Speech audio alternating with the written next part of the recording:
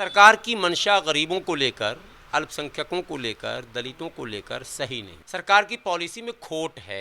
एक मंजिल नहीं, अभी अकबर नगर में वो मदरसा आपने देखा होगा, वो तस्वीर तो आपने देखी होगी, 4-5 मंजिल मदरसा खड़ा हो गया, मस्जिद खड़ी हो गई, मंदिर बन गए, मकान 3-3, 4-4 मंजिल बन गया। किसने बनवाया भाई? सवाल उनसे भी तो है। बनने कैसे दिया आपने सरकार की जमीन पर? जब वो लखनऊ डेवलपमेंट अथॉरिटी की जमीन थी तो फिर किसने बनने दिया? पहले उस मुजरिम को सामने लाइए, ये मेरा सवाल है। जिस अधिकारी के क्षेत्र अधिकार में वो जगह है, उस अधिकारी का आपने बाल बांका नहीं किया, उसने अरबों रुपए कमा लिए और उन पर आप कोई कार्रवाई नहीं कर रहे हैं। एलडीए जो लखनऊ डेवलपमेंट अथॉरिटी है, उससे भी हरजाना लो ना भाई कि तूने बसने क्यों दिया? ये सारे गरीब का मकान बना के अब तू दे, ये तेरे ऊपर डाल दिया। 10,000 घर है, 10,000 घर बना, देखता हूं तेरे बाप ने कितना कमाया। ये अगर करें योगी जी तब ना तारीफ करूं मैं। नमस्कार, मैं श्रवण कुमार, आप देख रहे हैं नेशनल दस्तक और हमारे साथ बातचीत करने के लिए खास मेहमान हैं गुलाम सरवर साहब। ये ऑल इंडिया यूनाइटेड मुस्लिम मोर्चा के प्रवक्ता हैं। मैं आज इनसे जानने की कोशिश करूंगा। सर, जो उत्तर प्रदेश के जो लखनऊ है, जो एक समय अकबर नगर, वो एक समय हरा भरा लोगों से, पॉपुलेशन से चहकता शहर था, लेकिन आज वो वीरान हो चुका है। इस पर आप क्या कहेंगे? देखिए, ये कोई पहला इलाका नहीं है अकबर नगर। दिल्ली देश की राजधानी है और उसके सीमा पर तुगलकाबाद के पास खोरी गांव एक आबाद था। वो 10,000 घर तकरीबन लोग थे और अच्छी इमारत थी, सारी फैमिली सेटल थी, स्कूल था, मोहल्ला क्लिनिक था, बिजली थी, पानी की व्यवस्था थी। उसके बाद भी वो उजाड़ दिया गया। आज आप खोरी गांव जाकर देखें तो वहाँ परिंदा और कुत्ता के अलावा कुछ भी नहीं मिलेगा। इसी तरह से अकबर नगर को किया गया। इसमें 2 लॉजिक है। एक तो ये है कि सरकार की मंशा गरीबों को लेकर, अल्पसंख्यकों को लेकर, दलितों को लेकर सही नहीं। सरकार की पॉलिसी में खोट है।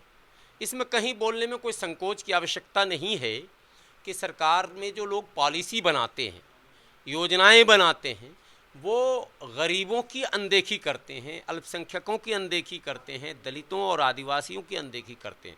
और ऐसे अनेकों उदाहरण आपको मिलेंगे झारखंड में, उड़ीसा में, पश्चिम बंगाल में, मध्य प्रदेश, छत्तीसगढ़ में, जहां आदिवासियों के गांव को भी उजाड़ा गया। और अब आप उत्तर प्रदेश में लखनऊ में देख ही रहे हैं। सवाल 2-3 हैं। एक सवाल ये है कि कब तक ये सिलसिला चलेगा? असली मुजरिम को पकड़ क्यों नहीं पा रही सरकार? कोई भी आबादी एक दिन में रातों रात नहीं बसती है। कोई जीन आकर आबादी को नहीं बसाता है। इंसान ही आबादी को बसाता है, आबाद करता है, स्कूल खोलता है, मस्जिद बनाता है, मदरसे बनाता है, मंदिर बनाता है, पाठशाला खोलता है, सड़कें बनती हैं, बिजली के खंभे लगते हैं, पाइपलाइन डलते हैं, इत्यादि इत्यादि, वो सारी चीज़ें होती हैं। तो एक दिन में नहीं होती है। सवाल नंबर 1, उस सरकारी ज़मीन को कथित तौर पर जो आरोप है, चाहे लखनऊ डेवलपमेंट अथॉरिटी का हो या दिल्ली डेवलपमेंट अथॉरिटी का मामला हो या फिर एमसीडी का मामला हो या हरियाणा का मामला हो या फिर क्या कहते हैं वन विभाग का मामला हो, जो अतिक्रमण के मामले जहाँ भी आए वो यही सारे विभाग आते हैं सामने। तो इन विभाग के कर्ता धर्ता से मेरा प्रश्न है और सरकार से मेरा प्रश्न है कि जब आबादी बसाई जा रही थी तब आपके अफसरान क्या कर रहे थे?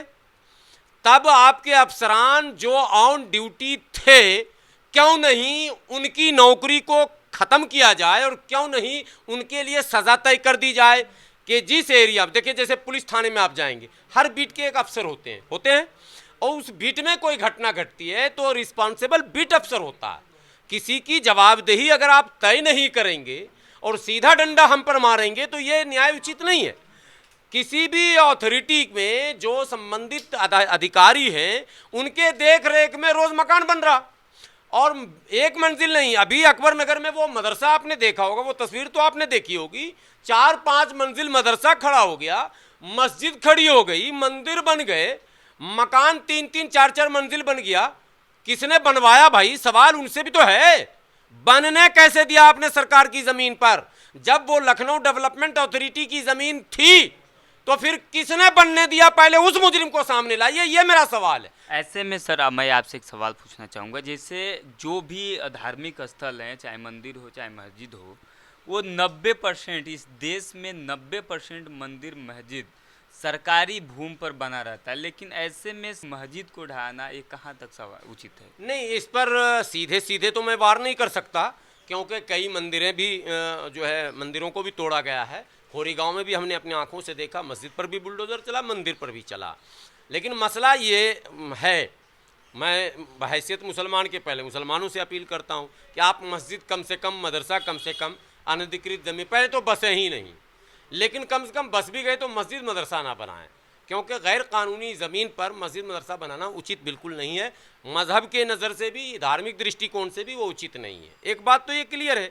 दूसरी बात है, मेरा सीधा सवाल ये है कि आप जड़ तो जा ही नहीं रहे और मैंने लकीर पीट रहे हैं। सिर्फ आपने झुग्गी झोपड़ियों पर 2-4 मंजिला मकान बनाए उन गरीब लोगों पर जिन्होंने अपने खून पसीने की कमाई से वो मकान बनाया, उस पर तो आपने बुलडोज़र चला दिया।